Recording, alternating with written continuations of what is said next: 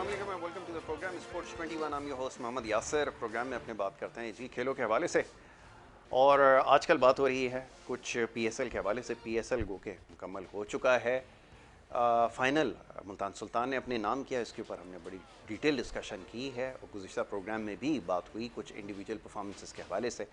Performances के हवाले से बात होगी, लेकिन अब अगला मरहला है, उसके हवाले से बात होगी। अब इंग्लैंड का टूर है और वनडे और टी20 मैचेस पाकिस्तानी टीम ने खेलने हैं। सिलेक्शन के हवाले से गुज़िश्ता मैच में कुछ हमारी गुफ्तगू हुई थी। आज भी इस मामले के ऊपर बात करेंगे और ख़ास तौर पे अब जो प्लेइंग 11 है वो क्या हो सकती है, और साथ साथ कंट्रोवर्सीज़ हमेशा से चोली दामन का साथ रहा है क्रिकेट का, पाकिस्तानी क्रिकेट का, और कंट्रोवर्सीज़ का, इसके ऊपर आज बात की जाएगी। और साथ साथ कुछ परफॉर्मेंस के अलावा कुछ टेक्निकलिटीज़ के हवाले से भी बात करेंगे। जो प्लेयर की जो टेक्निक है उसके ऊपर काफ़ी बात होती रही है। कौन कौन से ऐसे प्लेयर्स हैं जो आगे जाके ना लॉन्गर रन ज़्यादा देर तक टीम को सर्व कर सकते हैं, जिनके पास पोटेंशल है। और एक और आजकल जो बहस हो रही है वो ये कि हमारे पास जो हम हमेशा बात करते हैं कि हर सीज़न में से एक प्लेयर निकलता है, इस सीज़न में ऐसा कौन सा प्लेयर है जिसके ऊपर सबकी नज़रें हैं, इसके ऊपर भी बात करनी है। बड़े ख़ास में हमारे स्टूडियोज़ में तशरीफ़ फरमा है, सबसे पहले उन्हें खुश आमदीद कहूँगा और उसके बाद हमारी जो है वो गुफ्तगू जारी रहेगी। पहले जो हमारे मौजूद मेहमान हैं हमारे साथ, आप मुख्तलिफ़ प्रोग्राम्स में उन्हें देखते हैं, उनकी गुफ्तगू सुनते हैं।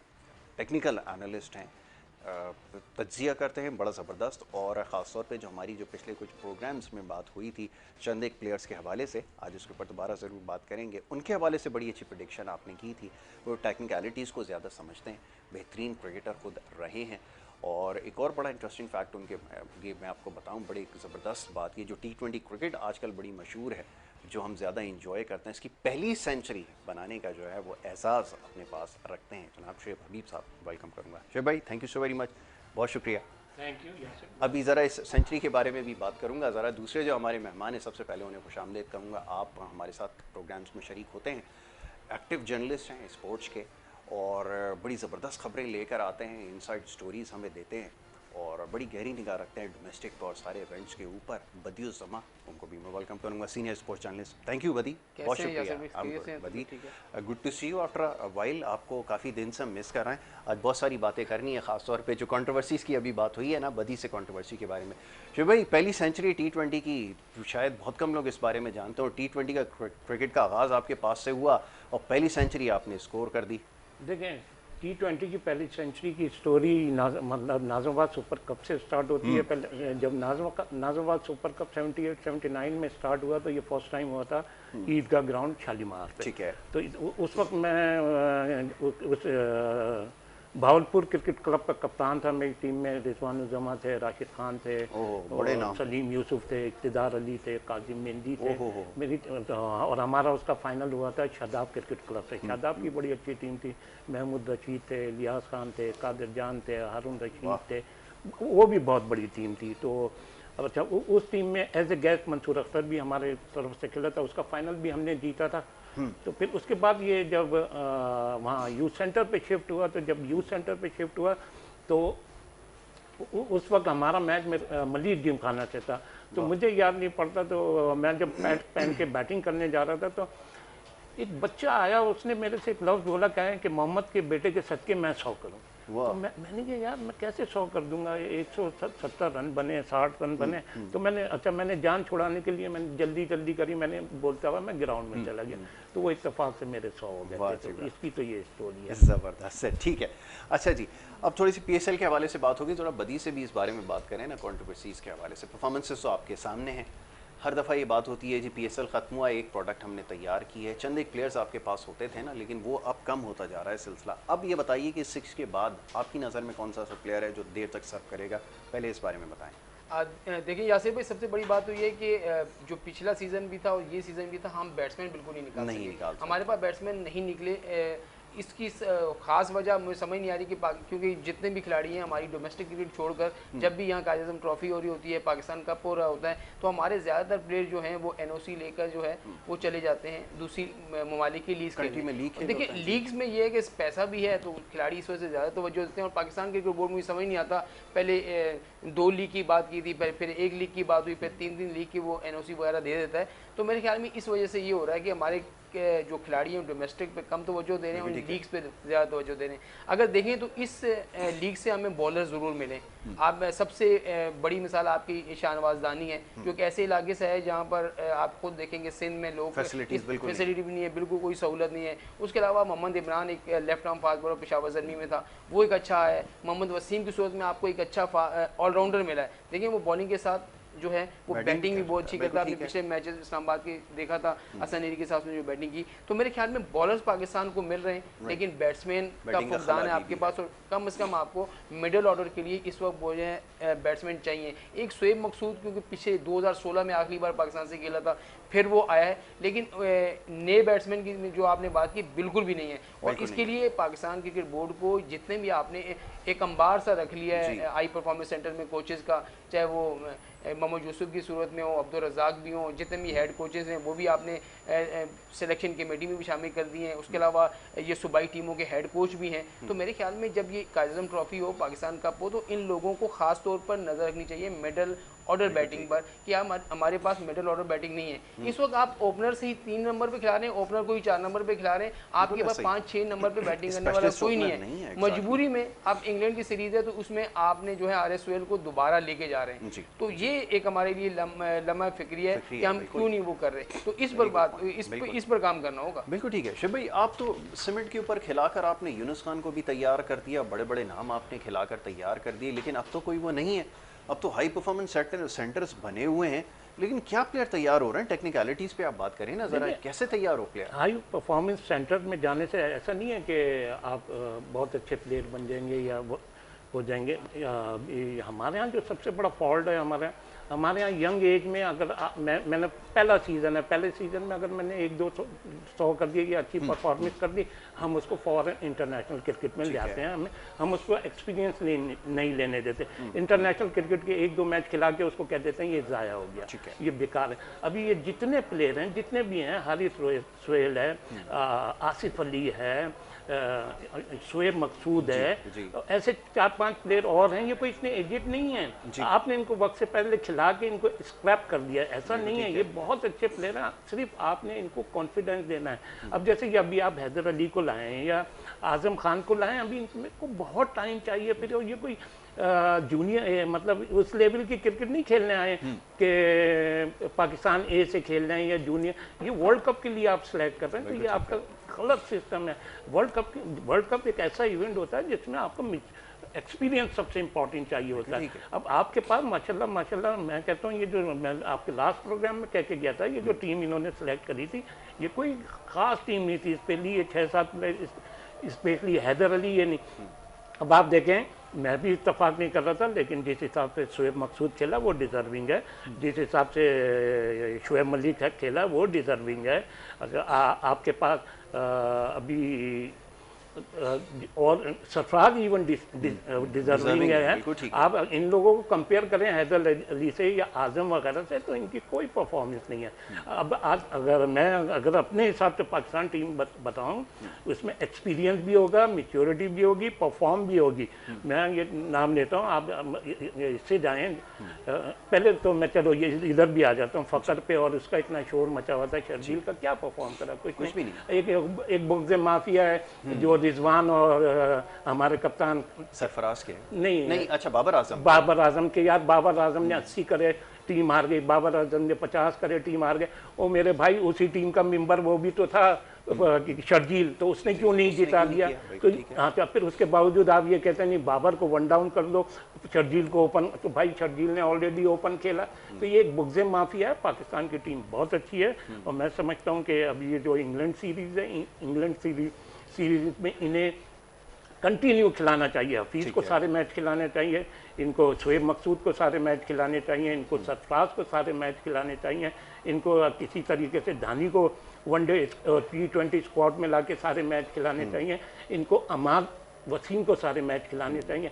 इसलिए खिलाने चाहिए कि कहा जाता है ना कि हम वर्ल्ड कप की तैयारी कर रहे हैं, तो भाई ये टूर वर्ल्ड कप के लिए है और यही प्लेयर हैं। अब मेरे अपने हिसाब से पाकिस्तान की टीम जो होनी चाहिए, ये बाबर आजम होना चाहिए, रिजवान होना चाहिए, मकसूद नंबर 3 होना चाहिए, नंबर 4 पे आपका हफीज़ होना चाहिए, नंबर 5 पे आपका ये क्या नाम है शुएब मलिक होना चाहिए, 6 पे आपका सरफराज होना चाहिए, 7 पे आपका अहमद आज़म होना चाहिए, 8 पे आपका शादाब होना चाहिए, 9 पे आपका ये हसन अली होना चाहिए, 10 पे आपका ये होना चाहिए क्या नाम है शाहीन आफरीदी, 11वां पे धानी, 15वां आप एजाज उसको ले लें, इफ्तिखार अहमद को ले लें, 12वां आप इफ्तिखार को ले लें, 13वां आप उसको ले लें उस्मान कादिर को ले लें, 14 आप इसमें से ले लें क्या नाम है वहाब रियाज में से, या ये अभी जो परफॉर्मेंस करता है उनमें से ले लें, और इसी तरह 15वां भी जो ये टूर पे वो करता है, तो पाकिस्तान टीम में आई एम 100% श्योर कि ये वर्ल्ड कप के बेस्ट फाइनल आपके ख्याल में। ठीक है बदी, फाइनल इलामीन की बात हो रही है, जैसा विशेष भाई ने नाम बताया। अब मसला इसमें लाइकिंग डिसलाइकिंग का भी तो चक्कर है, ये तो कोई ढकी छुपी बात तो है नहीं कि जिसके बारे में कुछ कहा जाए।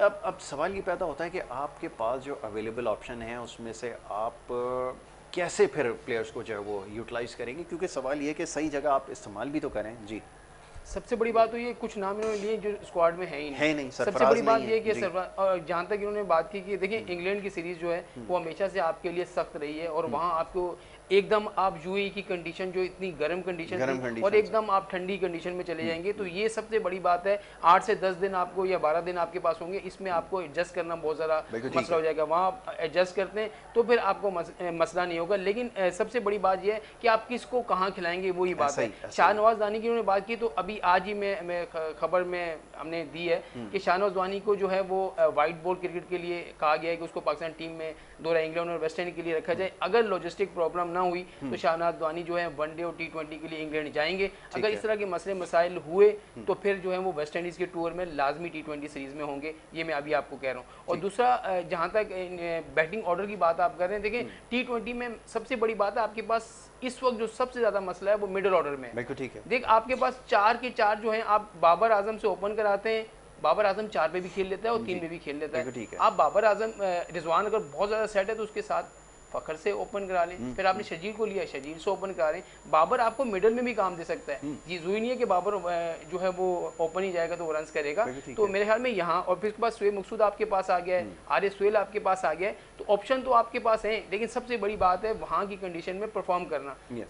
हमारे खिलाड़ी क्या है कि एकदम जो है वो प्रेशर ले लेते हैं और प्रेशर में जो है परफॉर्म नहीं कर पाते। इंटरनेशनल क्रिकेट प्रेशर, जैसे ही आपने प्रेशर लिया आपकी परफॉर्मेंस जो है वो जीरो हो जाती है। तो मेरे ख्याल में ये इंग्लैंड का जो दौरा है इसमें अब शादाब खान को बढ़ा चढ़ा के, शादाब खान ने इस्लामाबाद यूनाइटेड से क्या किया, कुछ नहीं, ना बैटिंग में उसने कुछ किया ना बॉलिंग में कुछ किया, बिल्कुल उसकी जगह उस्मान कादिर जो है इस वक्त जो डिजर्व करता है। और आप उसको देखें कि जिस तरीके से वो बॉलिंग कर रहा है, जिस तरीके मेरे ख्याल में उसको ऊपर उसको आप खिलाएं, जरूरी नहीं शादाब को खिलाते हैं। फ़हीम अशरफ ने आप जनूबी अफ्रीका जिम्बाब्वे क्या किया, फिर आप उसको वो वहाँ पर लेके जा रहे हैं।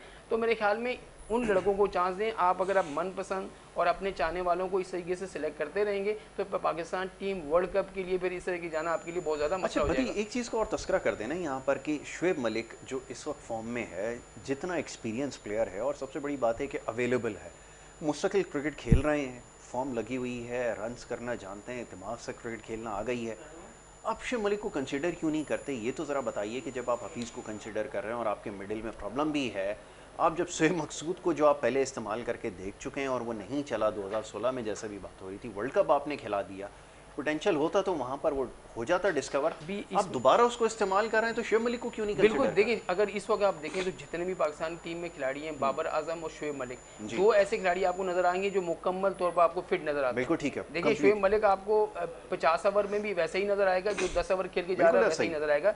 इस वक्त उसकी फिटनेस बहुत अच्छी है और जिस तरीके से उसने परफॉर्म किया है। लेकिन सबसे बड़ी बात है यहाँ पाकिस्तान क्रिकेट बोर्ड के खिलाफ जो बोला वो गया, क्योंकि अभी उन्होंने कुछ ऐसी बातें कर दी हैं पाकिस्तान क्रिकेट बोर्ड के बारे में। मुझे नहीं लगता कि शुएब मलिक अब दोबारा से पाकिस्तान टीम में आ जाएं या दोबारा से उनको एंट्री मिल जाए, मुझे नहीं लगता। और जहां तक बहुत से खिलाड़ी ऐसे हैं कि जिनके घर खुद चीफ एग्जीक्यूटिव चल के जा रहे हैं, मैं उनकी बात करूंगा। ज़रा शुएब भाई से भी, आपसे भी बदी करूंगा। ब्रेक के लिए कहा जा रहा है, एक बड़ी अच्छी बात बदी ने यहाँ पे हाईलाइट किया। ज़रा ऐसे प्लेयर्स के बारे में बात करते हैं और उनकी परफॉर्मेंस के हवाले से एक ब्रेक लेंगे। ब्रेक के बाद वापस आएंगे। आप देखते रहें स्पोर्ट्स 21।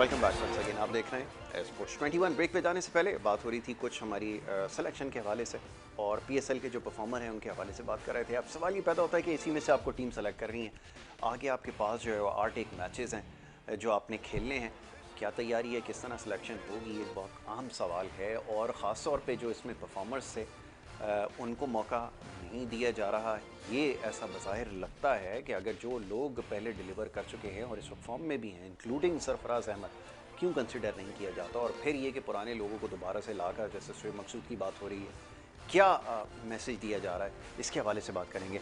शुएब भाई, आप ज़रा फरमाइएगा इसके ऊपर कि अब जैसे सीनियर लड़कों को दोबारा से जो है वो रिकन्सिडर ना करना, फिर अब आपने जाकर एक आउट ऑफ द वे, फिर आपने शुएब को वो कर लिया। चलें इस वक्त उसको मान लेते हैं कि फॉर्म लगी हुई है, लेकिन प्लेयर तो आप देख चुके हैं कि किस कैलिबर का है वो। जी देखिए, मैंने जो अभी टीम बताई थी ना, ये 15-16 लड़कों जो नाम लिए थे, अब ये जो वर्ल्ड कप है ये शिफ्ट भी हो गया है दुबई, शारजा वगैरह में। तो ये जो मैंने जिन लड़कों के नाम लिए इन्होंने परफॉर्मेंस भी अभी रिसेंटली वहाँ करा। अब मैं बदी की बात पे आ जाता हूँ कि जी इंग्लैंड में कंडीशन वो हो जाएंगी, चेंज हो जाएंगी। तो ठीक है, इंग्लैंड में कंडीशन चेंज हो जाएगी, बल्कि बैट्समैनों की फेवर में आ जाएगी। वो गर्मी नहीं होगी, वो प्रॉब्लम्स नहीं होंगी, एक चीज़। अच्छा, दूसरी चीज़ ये, जैसे मैंने क्या बोला कि कहा जाता है 4 साल पहले ही कहा कि हम वर्ल्ड कप की तैयारी कर रहे हैं। अब जैसे ये इंग्लैंड और ये सीरीज़ है वेस्ट इंडीज़ वाली, आप इनमें आप इन प्लेयरों को सारे मैच खिला लें। ठीक है, हफीज़ को, सरफराज को, उस्मान कादिर को, आप हमाद वसीम को और शादाब को, क्योंकि ये आपके बॉलर भी हैं, बैट्समैन भी। अगर ये यहाँ परफॉर्म नहीं करते तो फिर आप इनको वर्ल्ड कप से आउट कर देना। और रहा सवाल ये कि जी वहाँ जाके प्रॉब्लम होगी, यहाँ नहीं। प्रोफेशनल होता है, वो हर जगह मैनेज कर लेता है। अब आपके ऑलरेडी, मेरी एक बात अभी तक ये समझ में नहीं आ रही है, शर्जील पे और फ़कर पे किस बात का इतना जोर दिया जा रहा है, आमिर पे किस बात का जोर दिया जा रहा है। मैं आमिर की और स्पेशली वसीम अकरम का इतना बड़ा नाम है कि बहुत बड़े कोच हैं यार। वसीम अकरम की टीम ऑलरेडी ये जो वहाँ जो दुबई में जाकर ये शिफ्ट हुई है, 9 लड़कों से खेल रही थी ये टीम, 11 से नहीं खेल रही थी। अब आप मुझसे पूछें कौन से 9 लड़के, कौन से 9 लड़के? देखिए, आमिर ना खेलने के बराबर था, उसने एक बिल्कुल लास्ट में एक आउट करा, आप जिद में उसको खिलाया जाता है। गुप्तल रन नहीं कर रहा था, आप उसको जबरदस्ती। तो आप एक बैट्समैन एक बॉलर से शॉट खेल रहे थे, आप क्या दिखाना चाह रहे थे कि आमिर 2 3 4 आउट कर दे और हम बोल रहे थे तो इसको खिलाएं। तो ये चीज़ें गलत हैं। जो चांस करता है, जिस हिसाब से हमारी जिस जगह वर्ल्ड कप के मैचेस हैं, हमारे लिए ये लड़कों के लिए ये सीरीज इंपॉर्टेंट है। इंग्लैंड वाली और वेस्ट इंडीज वाली लड़कों के लिए इंपॉर्टेंट है। जो लड़का परफॉर्म करेगा वो वर्ल्ड कप खेलेगा। तो और जो इनफॉर्म बैट्समैन है, आप उनको चांस दें। जब वो नहीं कर, अब मिसाल के तौर पर आप ज़्यादा चांस इनको देने के बाद आप फ़कर को भी चांस दें, आप शर्जील को भी चांस दें, आप आजम को, अगर ये परफॉर्म करते हैं तो फिर इनको वो कर देना। सिंपल, इसमें कोई लंबी साइंस नहीं है। बदी, आप क्या है, क्या पॉलिसी स्टैंडर्ड्स आपने क्या सेट किए हैं? किसी प्लेयर के आप घर जाते हैं उसको मनाने के लिए, वो इतना ज़रूरी प्लेयर है, उसकी परफॉर्मेंस जब से उसका आमिर का कमबैक हुआ है, एक बड़ा क्वेश्चन मार्क उसकी परफॉर्मेंस पे रहा है। वो कि एक आध स्पेल उसने बड़े अच्छे किए, जैसे चैंपियंस ट्रॉफी का फाइनल हो गया, इस तरह बीच में एक आध स्पेल आए, लेकिन वो कंसिस्टेंसी कहीं बहुत दूर रह गई, वो परफॉर्मेंस बहुत दूर रह गई, वो फिटनेस कहीं बहुत पीछे चली गई है। लेकिन स्टिल हमारे कुछ ऐसे अरस्तू हैं क्रिकेट के कि वो पीछे लगे रहे कि जी आमिर से बड़ा आपके पास क्रिकेटर ना कभी आया था ना कभी आएगा। ये क्या आपकी पॉलिसी है, ये बताइए। देखिए, इसी वजह से जो ये हमारे जो प्लेयर हैं, जिस तरीके से हम उनकी बात मानते हैं, जिस तरीके से उनको इस तरह की चांस देते हैं, तो वैसे ही होगा। देखिए, आमिर की परफॉर्मेंस आपके सामने है, इस पीएसएल में देख लें, और आमिर खुद कह रहा है कि पीएसएल की परफॉर्मेंस कोई माने नहीं रखती। फिर आपने और बहुत सारे लोग कहते हैं आमिर बड़े मैच का बॉलर है, तो भाई बड़ा मैच क्या कराची और पेशावर का बड़ा मैच नहीं था, आपने उसमें परफॉर्म क्यों नहीं किया? दूसरा, इन्होंने बात की, मुझे बताया इमाद वसीम की कप्तानी इस इवेंट में मुझे कहीं नजर नहीं आई। मुझे देखें, कभी वो आगे आखिरी में 2 ओवर कर रहा है, कप्तानी का जिक्र नहीं करा। एक बता रहा हूं, वो मैं बता रहा हूं, और उसने मैंने इमाद को कंपेयर करा उससे, क्या नाम है, लैपटॉप टीम में जगह ही नहीं बनती नवाज से। यासिर भाई, इमाद वसीम की इस वक्त पाकिस्तान टीम में जगह नहीं बनती, जो उसकी परफॉर्मेंस है। ना वो पाकिस्तान टीम में तो आपसे कप्तान नहीं, जो है तो पहला ओवर गवा लेता है। नहीं नहीं देखिए, आप जो है बीच में 2 ओवर कर रहे हैं, 1 ओवर कर रहे हैं, कंपेयर और करें कप्तानी कर रहे किसकी हैं। जगह बनती है। मैं तो कह रहा हूं उसको हटाएं की जगह कंपेयर कर रहे नहीं, हैं। आप मोहम्मद नवाज पक्का बैट्समैन लिए परफॉर्म नहीं कर रहे। बताए ना, देखिए मेरी इससे बात पहले जो डोमेस्टिक में सीरीज उसने है, परफॉर्म डोमेस्टिक किया में परफॉर्म है, किया, सबसे बड़ी डोमेस्टिक अफ्रीका में के परफॉर्म अंदर भी किया अच्छी है। परफॉर्मेंस अफ्रीका में की। उसने पहले अच्छी के बॉलिंग की है। अंदर। तो मेरी मेरे बात ख्याल सुनो। में इमाद वसीम को चांस ही नहीं बनता, चांस उसको नहीं तो बनता। हटाना वो ही इनकी सोच है। मैं बता रहा हाँ, हूँ। और इसको दूसरा कराची के ये अंदर जहाँ तक परफॉर्म आपकी बात नहीं, यहाँ पर्ची सिस्टम है। इमाद वसीम क्यों टीम में आ रहा है सबको पता है, आमिर को क्यों ले जा रहा है वो सबको पता है। मुझे बताएं पाकिस्तान क्रिकेट बोर्ड का चीफ एग्जीक्यूटिव अगर एक खिलाड़ी के जाएगा तो क्या असर पड़ेगा, मैसेज क्या जाएगा पूरी दुनिया में। भाई खिलाड़ी जा सकता है, आप उसको कदाफी स्टेडियम में ही बुला सकते थे, आप उसको अपने कमरे में बुला सकते थे, भाई ये प्रॉब्लम है और उसकी इसका मतलब है मिसबाह उल हक गलत था और आमिर ये सही मैसेज था। दिया, तो आपने ये मैसेज दिया है। तो मिसबाह उल हक ने तो ये कहा था कि भाई आप परफॉर्मेंस परफॉर्मेंस करोगे दो तो और आओगे। टीम में आ जाओ। जब खुद आप कहते हो मेरी परफॉर्मेंस नहीं है तो फिर आपको किस लिए टीम में लाया जाए। अब वहाब रियाज ने परफॉर्मेंस दी है, ठीक है, वहाब रियाज ने परफॉर्मेंस दी है, आप कहते हैं ना परफॉर्म, तो कहाँ गई उसकी परफॉर्मेंस, क्यों नहीं उसको आपने सेलेक्ट किया, आपने पीएसएल से पहले टीम का ऐलान क्यों किया, जब पीएसएल खत्म हो जाती उसके बाद आप ऐलान कर देते। भाई जाना तो टीम ने बाद में ही था। तो सबसे बड़ी बात ये है कि हमारे यहाँ सबसे यही है कि मनपसंद खिलाड़ी पर्चियाँ चलती हैं और वही आगे चली जाती हैं। इस वक्त इंग्लैंड की जो सीरीज़ है, इंग्लैंड की सीरीज़ आप खेलने जा रहे हैं ना, किसको खिलाएं किसको खिलाएं किसको, ये वो ऑप्शन नहीं है।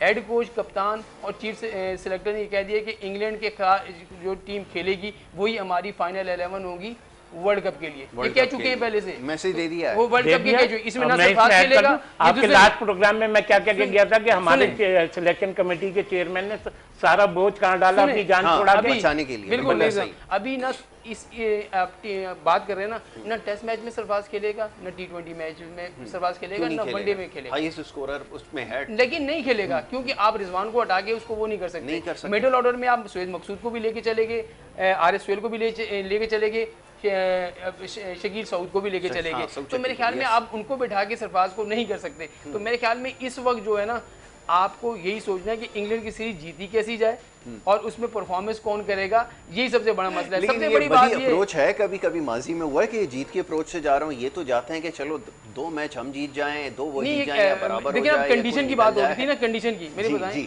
हम जनूबी अफ्रीका में जाते हैं क्यों नहीं जीतते? One of the finest team इस वक्त ठीक है इंग्लैंड की टीम, आप ये सोच लें इंग्लैंड में हम जाते हैं क्यों नहीं जीतते, ऑस्ट्रेलिया में जाते हैं हमेशा से, जब से पाकिस्तान टीम बनी है यार वो हमारी कंडीशन सूट नहीं करती। तो भाई प्रोफेशनल क्रिकेटर का क्या होता है कि हर कंडीशन में खेलना। न्यूजीलैंड जाती है वहां जाके इंडिया को हरा देती है। बिल्कुल अब देखिए ना, इंडिया है, न्यूजीलैंड है, कोई भी टीम है, न्यूजीलैंड की टीम वहां जाके क्यों जीतती है? कैसे जीतती है? वो असल में आपने वो जो चीज रखी हुई है क्राइटेरिया, एक पीएसएल रख लिया है, पीएसएल में परफॉर्म करो, टीम में आओ, मौजें करो। डोमेस्टिक क्रिकेट आप किसी को खेलने नहीं जो खिलाते हैं, जो इमाम उल हक ने क्यों डोमेस्टिक क्रिकेट से मना कर दिया?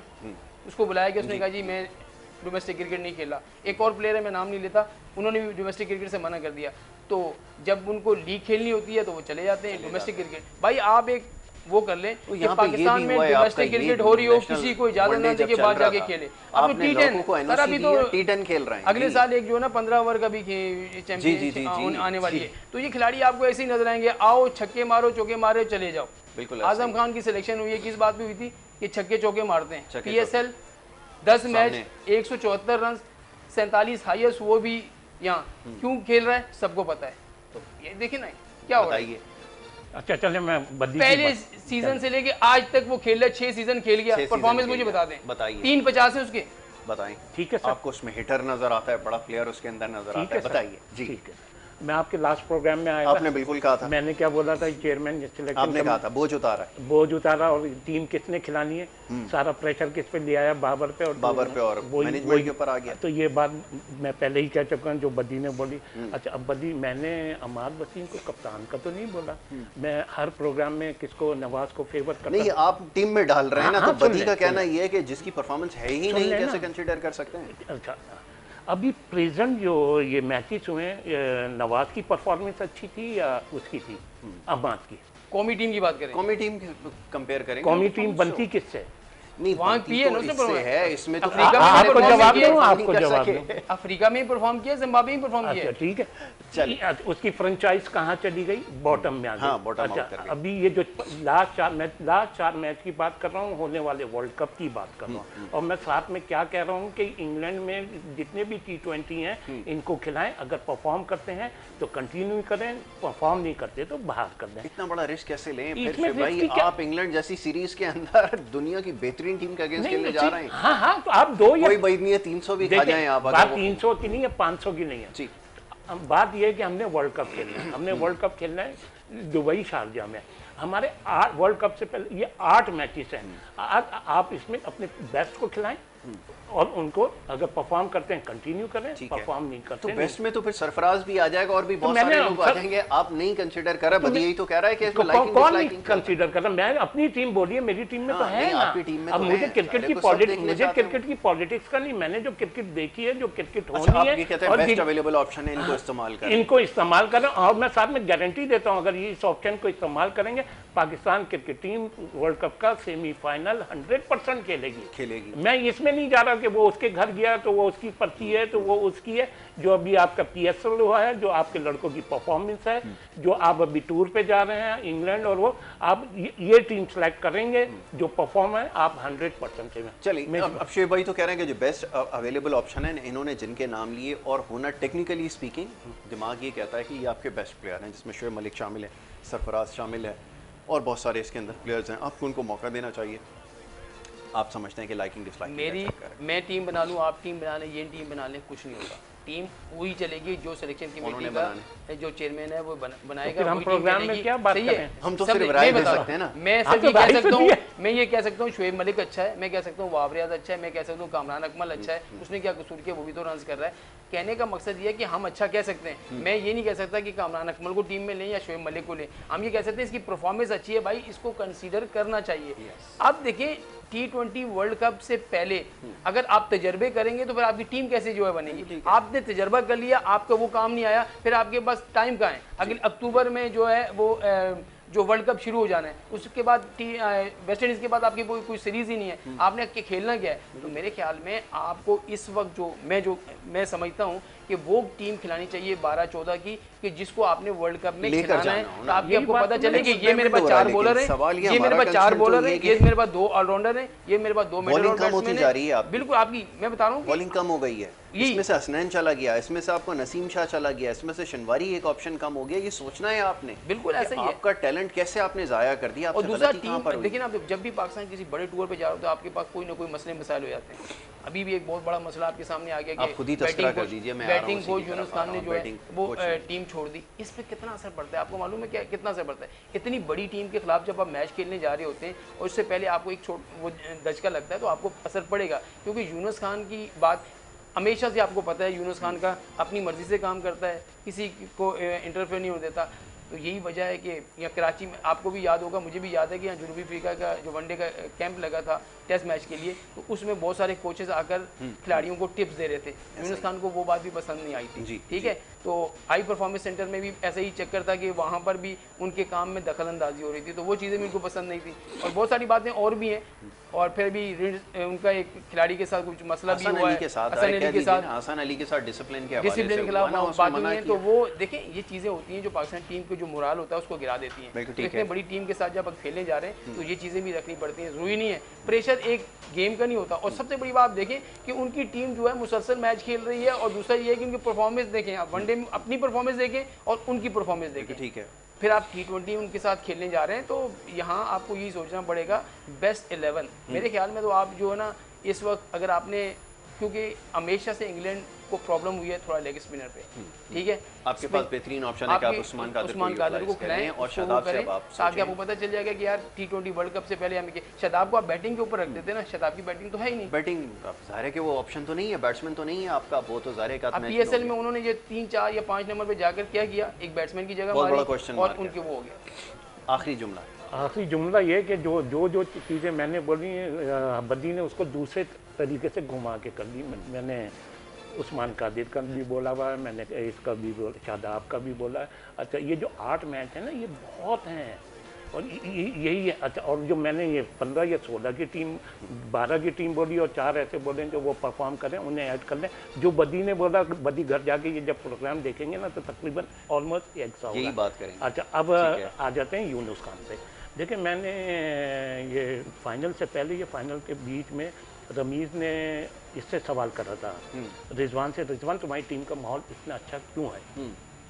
तो रिजवान ने एक बड़ी अच्छी बात बोली थी। देखें, हमने अपने छोटों को बोला अपने बड़ों की रिस्पेक्ट करें, और बड़ों को बोला बच्चों, इनको अपने बच्चों की तरह देखें। अच्छा, अब जहाँ तक यूनुस खान के एटीट्यूड की बात हो रही है, देखें यूनुस खान का एटीट्यूड पीसीबी के साथ पहली दफ़ा ऐसा नहीं हुआ। पीसीबी को उसके बारे में पता है, यूनुस खान को पीसीबी के बारे में। ठीक है। तो यूनुस खान जब भी कोई कांटेक्ट करता है तो अपनी ही टर्म एंड कंडीशन पे करता है। एक जगह ये भी सुनने में आया था, सुनने में आया है, कंफर्म है या नहीं, क्योंकि मैं दूसरों के घरों में नहीं जाता, दूसरों की बातें नहीं लेता, मैं तो जो देखता हूँ वो।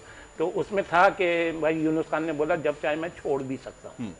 ठीक है, तो अब ये तो पीसीबी को सोचना चाहिए। अब जहाँ तक यूनुस खान की बात है तो ऐसा नहीं होना चाहिए। यूनुस खान ये पाकिस्तान है, एसेट है। और आप पाकिस्तान की वजह से आपका दुनिया में नाम है, आप लेजेंड है। अगर आप बीच रास्ते में अपने माँ बाप को भी छोड़ के जाएंगे ना तो वो नाराज है। सही है, अच्छी बात आपने कही। शुभ भाई, thank you so very much, बहुत शुक्रिया आपका। बदी, आपका बहुत शुक्रिया, आपने प्रोग्राम में हमें वक्त दिया। बदी उस समय हमारे साथ मौजूद थे।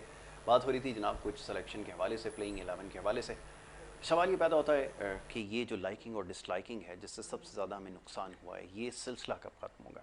और तमाम प्लेयर्स के लिए आप एक स्टैंडर्ड क्यों नहीं सेट करते?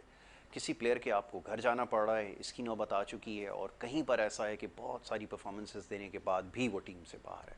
तो ये सिलसिला जब तक ख़त्म नहीं होगा तब तक आप अपनी टीम को ठीक नहीं कर सकेंगे। और ख़ास तौर पे जो आखिर में जो बात हुई है यूनुस खान के हवाले से, वो स्टोरी ये है कि वो जनाब हसन अली के साथ किसी बात पर जो है वो कन्फ्रंटेशन हुई है। बताने का मकसद ये है कि अगर लड़कों को डिसिप्लिन के बारे में अगर बताएंगे तो आगे से जवाब ये मिलेगा कि जनाब ये आपका काम नहीं है कि आप हमें डिसिप्लिन के बारे में बताएं। तो बहरहाल ये अब सोचना होगा पीसीबी को, उनकी मैनेजमेंट को, कि अगर इस तरह अगर प्लेयर्स का एटीट्यूड होगा तो फिर शायद कोई भी अच्छा जो सीनियर क्रिकेटर है इनके साथ काम नहीं कर सकेगा। इसी बात के साथ आपसे इजाज़त लेंगे। अपना बहुत ख्याल रखिएगा। मोहम्मद यासर को और हमारी टीम को दीजिए इजाज़त। कल आने के बाद।